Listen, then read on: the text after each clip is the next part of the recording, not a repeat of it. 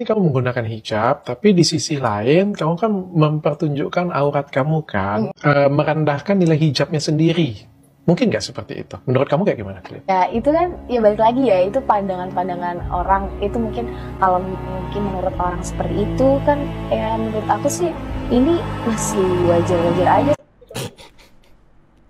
Menurut gue sih ini masih wajar-wajar aja. Kalau nggak ada uang yang 3 juta hari ini, katanya Abi mau dilaporin polisi. Cuma Abi nitip Syahla ya mah. Jaga dan rawat Syahla dengan baik ya sayang. Maafin Abi kalau Abi banyak salah sama mama sama dede. Mama Abi mau minta tolong sama mama buat cairin aku laku mama 3 juta. Ini bukan Abi, ini Bab. Konser ini diadainnya di dekat ruang IGD dan ruang pelayanan jantung terpadu. Like what the freak, man. Ini ada sebuah perkara yang ketika gue ngelihat beritanya pertama kali, gue langsung kayak anjing jadi video nih. Lucu banget, gak masuk akal gue.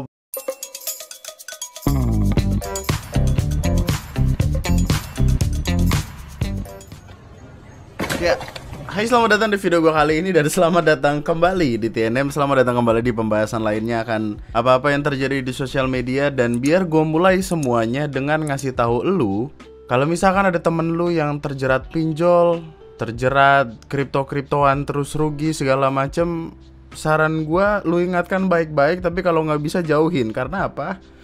Takutnya yang terjadi seperti mahasiswa UI ini.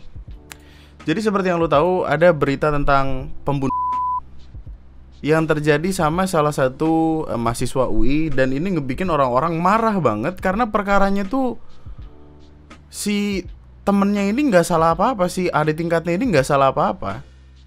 Beberapa hari lalu ada keluar artikel yang kayak gini, kayak kakak tingkat pembunuh mahasiswa UI ngaku terinspirasi serial Narcos. Maksud gue ini tuh bukan alasan, men. Dia udah stres aja, udah gila aja. Orang nggak salah apa-apa. Buat lo yang nggak tahu kronologisnya gimana, jadi semuanya bermula ketika keluarga korban berusaha ngehubungin korban, tapi nggak ada kabar, nggak diangkat. Udah nanya sama pemilik kosnya, tapi nggak kelihatan si anaknya ini. Akhirnya paman korban nyamperin kos-kosan itu. Kemudian waktu dilihat kamarnya berantakan, ada kapur barus yang ditulis di mana-mana gitu. Lalu di bawah kasur ditemukan sebuah plastik yang berisi jenazah korban.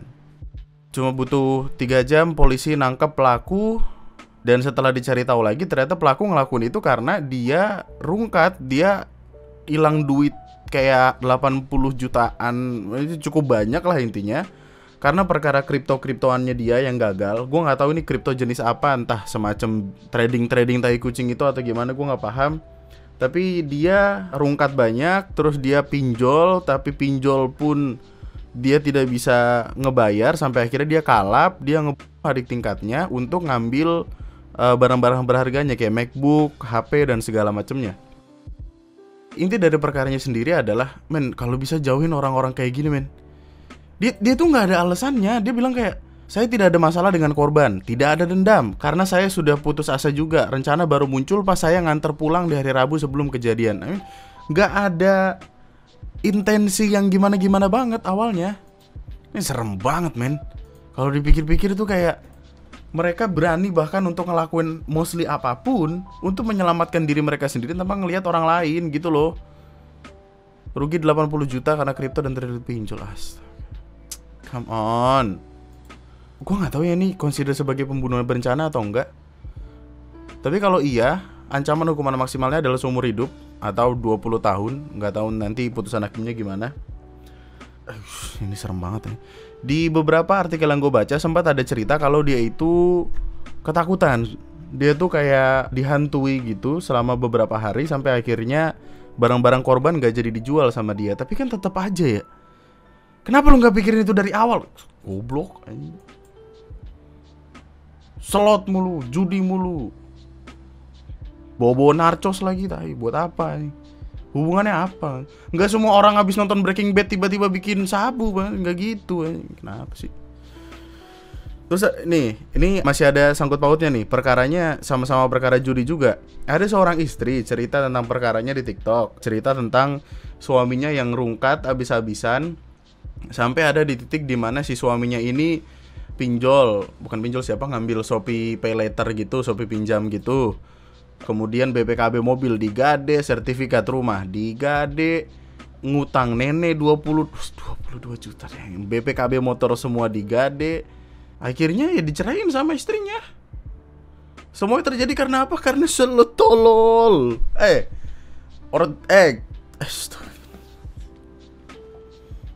Kemarin kan sempat ada pertanyaan gitu, kenapa hal-hal seperti ini menyerang lebih banyak ke orang-orang yang ekonominya rendah? Karena mereka itu rata-rata masalahnya sama, pengen duit instan, sesimpel itu.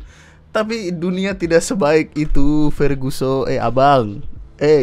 Dunia tidak sebaik itu. Lu kalau mau yang instan, apa sih yang instan? Beli soy joy aja tuh meskipun makanan instan tuh kita harus ke Indomaret dulu atau mesen dulu atau apa ke warung segala macam, ada prosesnya gitu.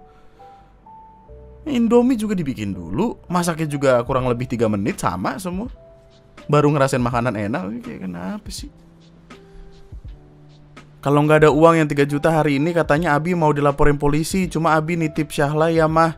Jaga dan rawat Syahla dengan baik ya sayang. Maafin Abi kalau Abi banyak salah sama mama sama dede. Mama Abi mau minta tolong sama mama buat cairin aku laku mama 3 juta. Anjing, ini bukan Abi, ini babi. 3 bubble chatnya seolah-olah minta maaf, seolah-olah dia adalah orang paling tersakiti. Tiba-tiba cairin lah 3 juta. Kata gue, apaan sih? So asik banget. Tolol aja. Kasih tahu baik-baik teman-teman lu. Ya, hindari mereka dari hal-hal seperti ini. Karena yang ditakutkan adalah mereka butuh duit ke elu, mereka minjem ke elu, mereka akhirnya ngapa-ngapain elu untuk mendapatkan harta kekayaan elu, terus lu kemudian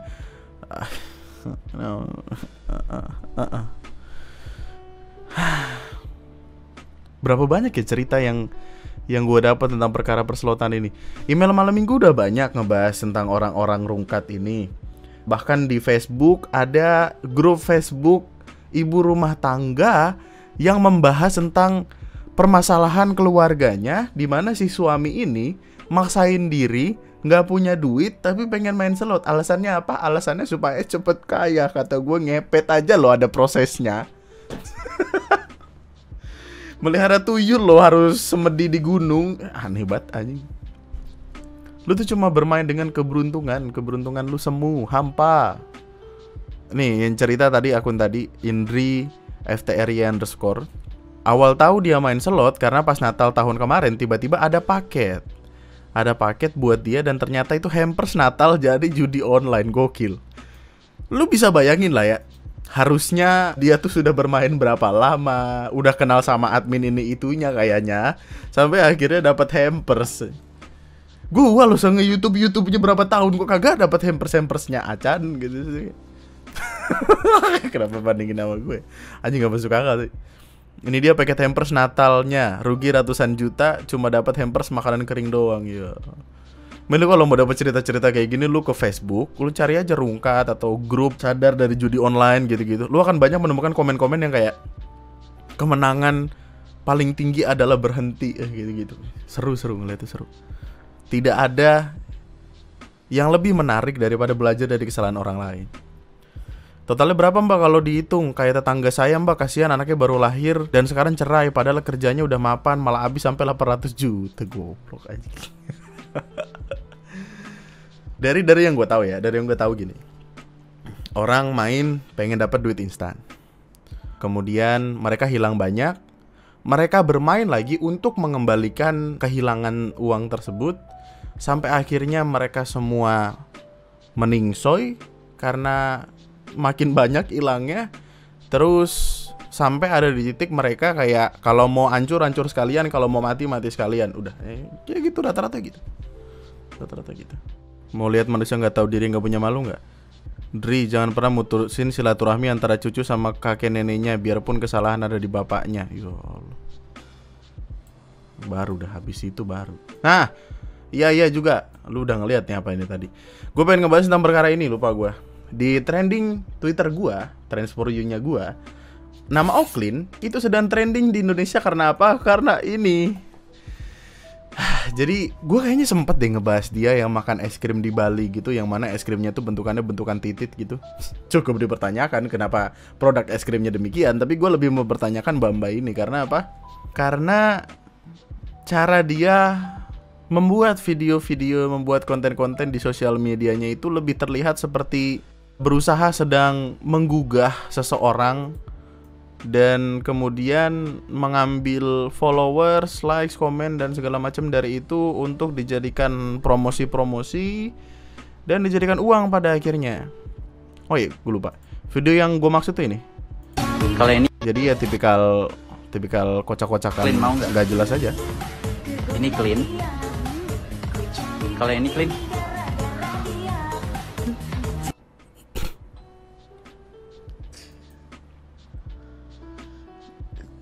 Gue tuh gini, setiap kali ngeliat konten aneh-aneh, gue coba paling bakal komen kayak stres gitu. Tapi ketika udah ada di titik ini, terus dia lagi berusaha di cancel sama masyarakat dengan 4,7, coba gue refresh 4,8 cepet banget ya, 4,8 juta orang yang ngeliat tweet ini ya.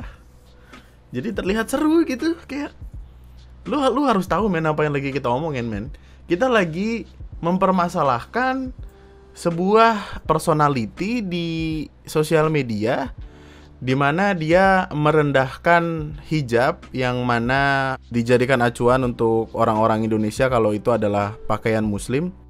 Dengan gaya-gaya demikian, dengan foto-foto dengan pose demikian, tapi dia tetap selamat ketika di negara yang sama ada seseorang yang makan babi pakai bismillah, dia di penjara. Gua nggak pengen bilang si yang makan babi ini nggak salah ya. Gua nggak pengen bilang si makan babi ini bener. Lagian juga gue bingung kenapa dia bikin konten makan babi pakai bismillah.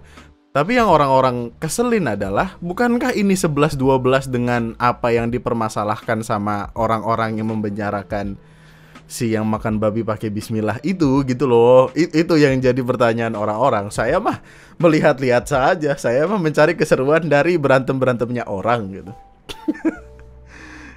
Tweetnya tuh gini, kayak gue bakal ngelakuin apapun buat ngelihat dia di penjara. Soalnya orang ini nggak berhenti-berhentinya bikin video yang kayak gini, terus denial. Terus perkaranya juga makin jadi nggak masuk akal, makin di luar logika. Oh my lord, what the gue tuh mikir gini, awalnya gue beranggapan kalau dia adalah orang yang terkenal atau siapa gitu, karena nama dia itu cukup banyak ada di akun-akun orang. Maksudnya dia udah bikin podcast sama ini, sama itu, nama-nama yang cukup gede. Gue kira dia kenapa diundang, mungkin dia punya prestasi atau apa, ternyata ya begitu. Apa dia nama TikToknya, gue penasaran. Oh, ini salah satu cuplikan dari podcastnya siapa, Dr. Richard. Ini kamu menggunakan hijab, tapi di sisi lain kamu kan mempertunjukkan aurat kamu kan, merendahkan nilai hijabnya sendiri. Mungkin nggak seperti itu? Menurut kamu kayak gimana, Clint? Ya itu kan, ya balik lagi ya, itu pandangan-pandangan orang. Itu mungkin kalau mungkin menurut orang seperti itu kan, ya menurut aku sih ini masih wajar-wajar aja. Menurut gue sih ini masih wajar-wajar aja. Wajar guys, wajar. Ini sama halnya kayak omongan siapa orang yang waktu itu, di mana letak tidak masuk akal. Ini 11-12 nih. Di mana letak tidak masuk akalnya? Ini masih wajar kok di mata saya. Bacot lucu banget. Kalau dia mau pakai konten seksi, vulgar atau OnlyFans bodo amat, tapi jangan pakai kerudung yang notabene itu pakaian agama, quote and quote, yang seharusnya untuk hal kebaikan malah dipakai kayak gini. Gue tahu ya, lu mungkin ngelihatnya kayak ini perkara, wah ini SJW aja nih. Ini mah perkara SJW nggak suka sama orang lain terus di cancel. Kayaknya kalau dilihat-lihat enggak, men. Maksud gue gini. Kita tahu kalau hijab itu dari sejarahnya itu tidak hanya digunakan oleh umat Islam. Ada umat beragama Yahudi, terus pokoknya gue baca sejarah sempat itu dari Somalia dan segala macam. Udah lama.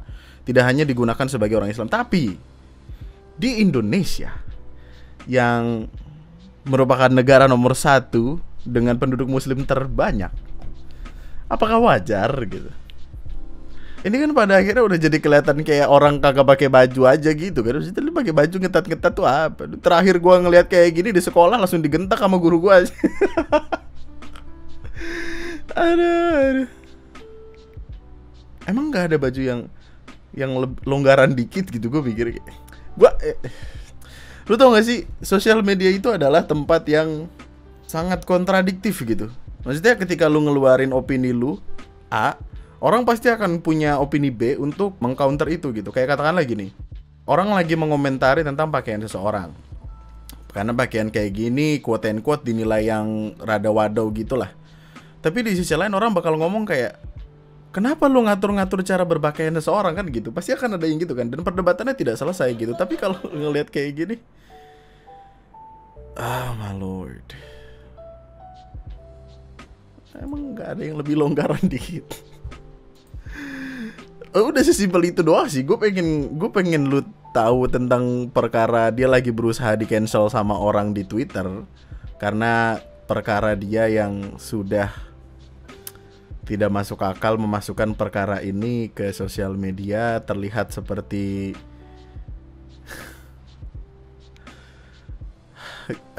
anjing, gua kehabisan kata-kata yang sumpah bang, tolonglah bang.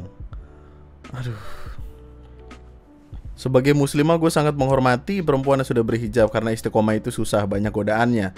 Lihat Oklin Via dengan perilaku yang disengaja kayak gini, seakan-akan buat muasin fetis orang-orang di internet. Gue marah banget, sedih banget, kesel banget liatnya. Gimana dah Queen Lina Muherje aja di penjara. Gue yakin dia lebih bisa sadar kesalahannya daripada si Oklin ini.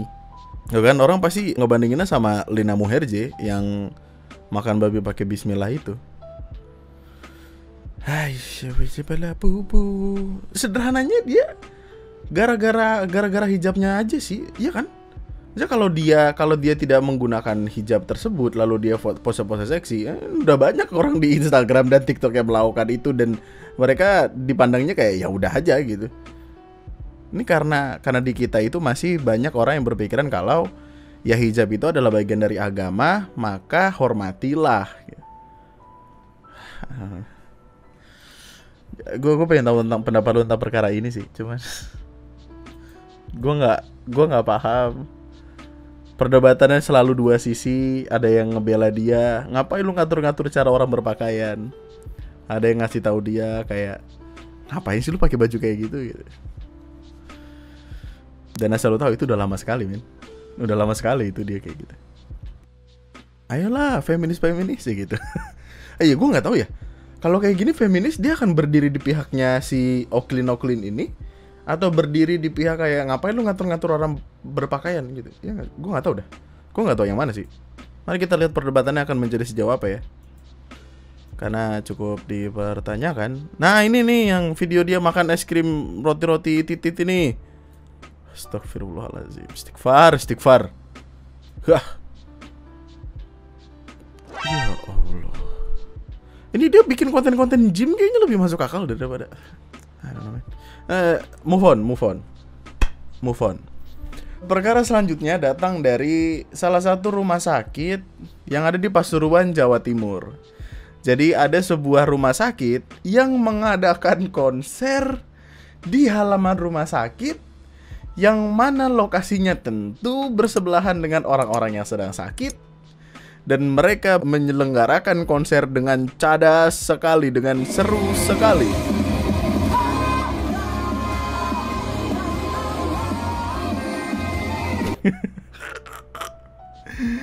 Jadi pada tanggal 3 Agustus lalu ada bahasan tentang adanya konser yang dilakukan di sekitaran area rumah sakit.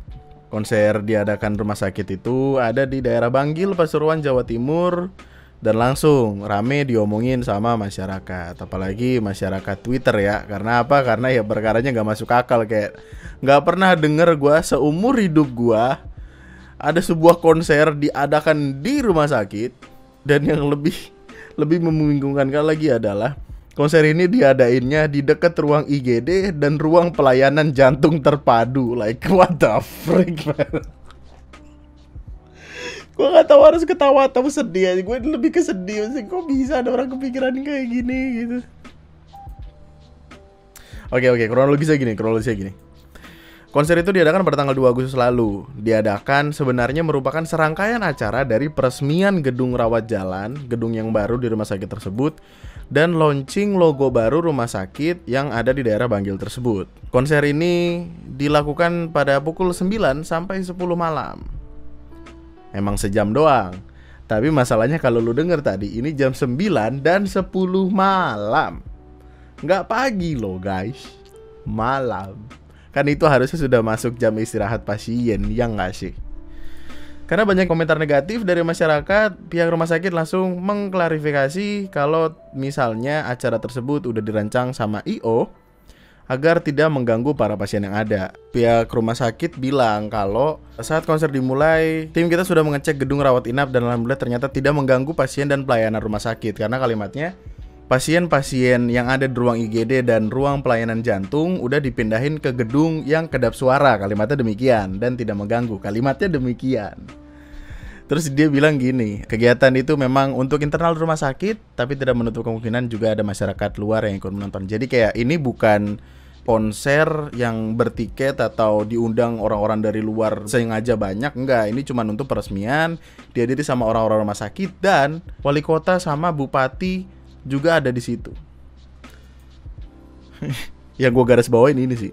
Jadi tidak benar konser itu berdekatan dengan IGD dan poli jantung seperti yang beredar di medsos. Soundnya menghadap keluar jalan dan gedung rawat jalan bukan gedung jantung paru. Kalimatnya demikian. Cuman gue nggak demen nih. Soundnya menghadap keluar jalan. Ya bapak, segimanapun soundnya menghadap jalan, masa iya sih kagak ada suara yang ke belakang gitu loh. Kan itu gedungnya rumah sakit.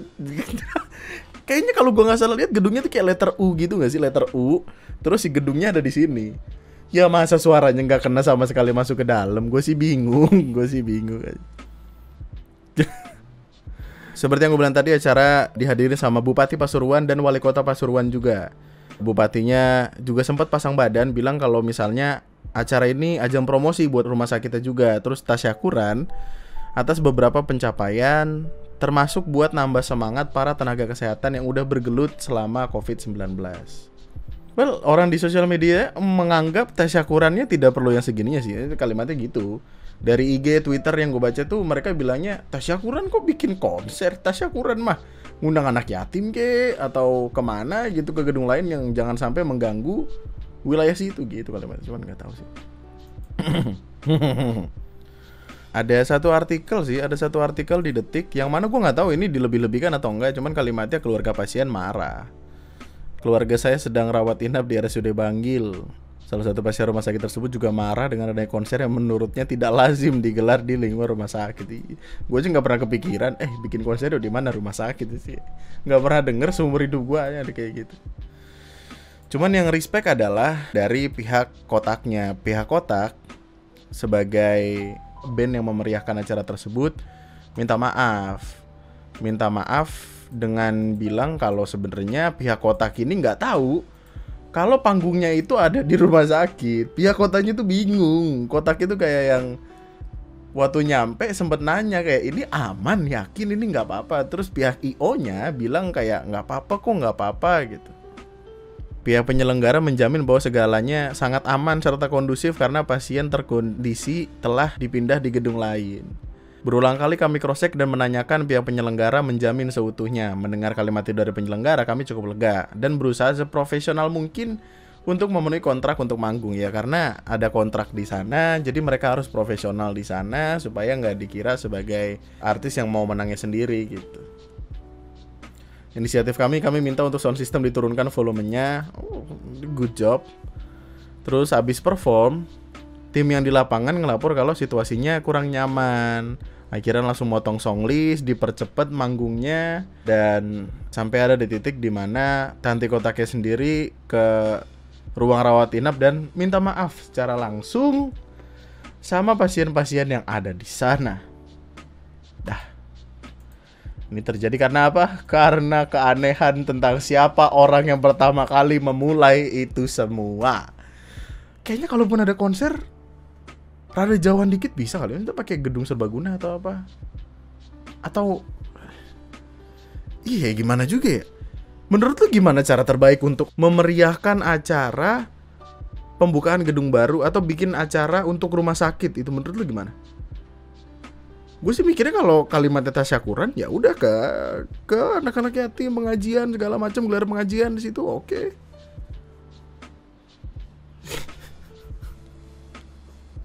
Juga ya, gue nggak pernah kepikiran gimana caranya orang membuat party akan keberhasilan sebuah rumah sakit. Menarik.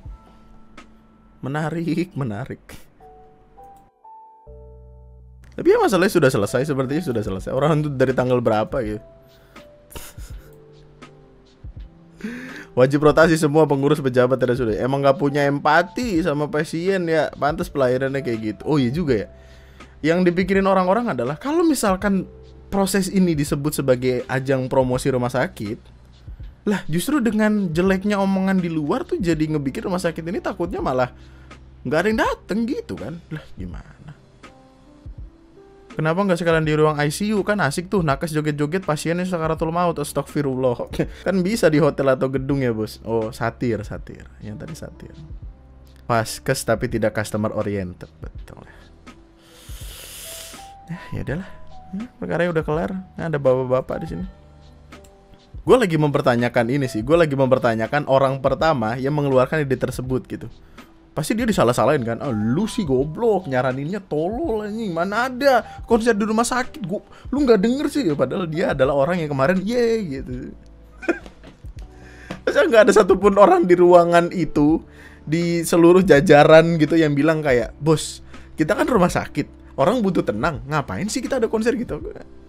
Harusnya dalam lingkup perusahaan nggak boleh semuanya jadi yes man gitu kan. Kayak, iya bos, bantap bos, bagus bos, ini bagus. Itu kan nggak boleh kan. Lalu gini, ini ada sebuah perkara yang ketika gue ngelihat beritanya pertama kali, gue langsung kayak anjing, jadi video nih, gue lucu banget, gak masuk akal, goblok.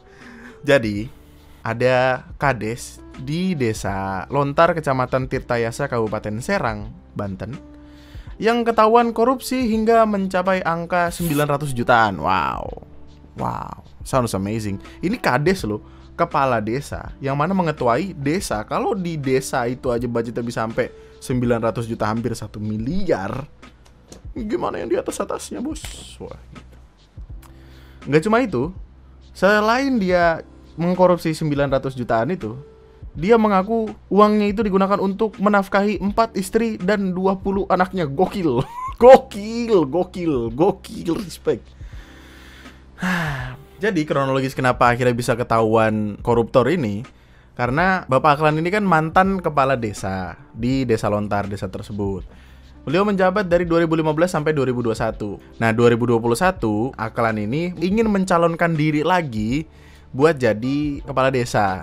Tapi dia gagal karena waktu ada pemeriksaan dari Inspektorat Kabupaten Serang, ditemukan 5 proyek yang dimanipulasi oleh Aklan ini sendiri. Karena ini, Bapak Aklani langsung dilaporkan kepada Polda Banten dan menjadikannya tersangka kasus korupsi. Saya kira diperiksa bulan Maret 2023 dan akhirnya ditangkap secara resmi Juni 2023 lalu. Perkaranya baru rame 3 hari lalu karena ada kalimat yang kocak. Demi nikahi istri kelima dan berfoya-foya, kocak. Singkat cerita, tanggal 31 Juli akhirnya Aklani menjalani persidangan, dan dalam persidangan tersebut diberitahu kalau ternyata Aklani ini udah menyalahgunakan anggaran yang diberikan kepada desa, digunakan untuk kepentingan pribadi. Ada beberapanya nih, ada janji-janji yang tidak ditepati. Pekerjaan rabat beton di RT 3, RW 4, dan RT 19, RW 5. Anjing dicuat. Kok bisa orang korupsi begini ya? Masing-masing 71 dan 213 juta. That's a lot of money, yo. Ini buat kepentingan pribadi nih. Rabat beton, buat lu yang belum tahu, itu lu tahu kan besi-besi yang dipakai buat ngecor jalan. Nih, yang sebelum ngecor jalan tuh ada besi-besinya ini. Intinya rabat beton jalan lah. Terus ada kegiatan pemberdayaan masyarakat desa berupa kegiatan pelatihan servis handphone fiktif. Anggarannya 43 juta. Ya Allah. Jadi ceritanya dia bilang kayak, "Pak, minta duit." "Buat apa minta duit?" "Ini warga saya pengen dibikinin pelajaran supaya mereka belajar gimana caranya servis HP biar bisa jadi buka konter." Ntar konter semua tuh Pak, bagus. Di sini konter. Nah, semuanya itu ntar ada lampu-lampunya Pak. Nah, itu kedip-kedip. Nah. Oke, nih 43 juta. tapi dimakan sendiri. Terus ada penyelenggaraan desa siaga Covid 50 juta. Astagfirullahalazim. Honor atau gaji staf desa dan tunjangan anggota BPD 27 juta juga tidak dibayarkan. Gokil. Emang orang tuh kalau korupsi kagak main-main, bro. 9 tahun ini ntar kan kades. Untung dia kagak ketangkep kan. Kan kalau ketangkep dia 9 tahun lagi ntar ngejabat ya. Tangkep ya pak. Kan bisa 3 periode tuh 27 tahun. Waduh, kayak apa? Desanya kagak maju-maju. Dia bilang mau bikin jalan kan. Ini 71 sama 213. Hampir 300 juta lah. Hampir 300 juta. Duitnya dimakan sendiri kagak jadi jalan. Nah itu desa begitu-gitu. 32 tahun. Lah gimana? Lu gila kali. Oh ini ada satu yang belum nih. Yang terpala adalah sisa saldo kas desa tahun anggaran 2019 sebesar 462 juta diambil oleh Aklani untuk kepentingan pribadinya lagi. Ya Allah. Astagfirullah. Istighfar. Nih yang kocak gini, Ben. Sosok Aklani kades di Banten yang nikahi istri kelima pakai uang korupsi, punya 20 anak. Edan gokil. Udah mau korupsi uang desa, ini mau korupsi aturan poligami juga. Asal lu tahu ya, ini lu bisa koreksi gua kalau gua salah. Gua tahu seadanya. Tapi sepengetahuan gue, dalam Islam kita hanya boleh mempoligami maksimal 4 istri kan. Maksudnya maksimal punya 4 istri. Maksimal. Dia mau 5, gokil. Jiwa koruptornya sudah terpatri di kepala, men. Respect. Gak masuk akal. Jaksa menyebut bahwa uang hasil korupsi itu dipakai untuk berfoya-foya di tempat hiburan malam. Gokil. Paginya ke pantry, malamnya party. Wow. Dia kerja berapa jam ya gitu. Aduh, lucu banget. Sebenarnya kasusnya sendiri ini masih didalamin kan, maksudnya masih nunggu sidang gitu. Ntar baru ketahuan setelah sidang dia di penjara berapa tahun. Tapi kayak dia pengen nikah istri kelima, berarti kan nanti udah punya istri 4 dong. Udah happy banget itu.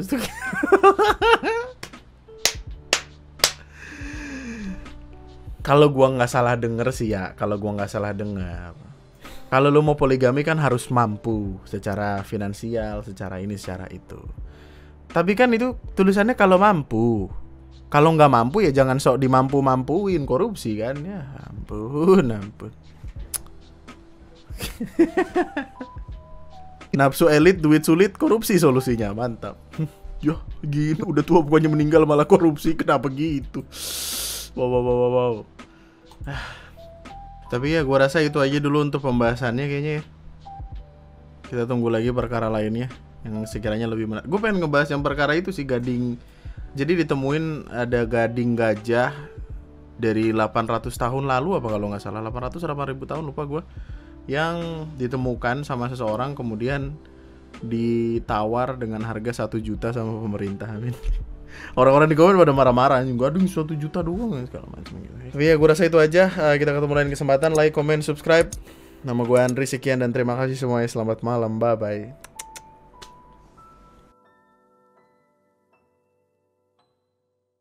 Kalau gue jadi Alshad nih, kalau gue jadi Alshad nih,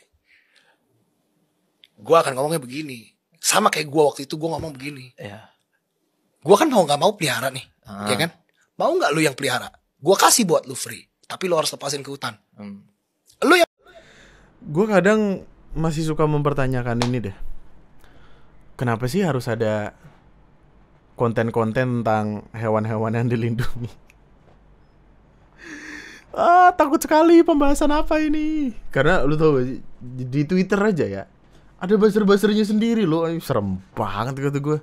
Gokil. Mana yang selalu gue percaya adalah hewan liar itu tempatnya di alam liar, bukan di YouTube. Ya, bye bye, thank you.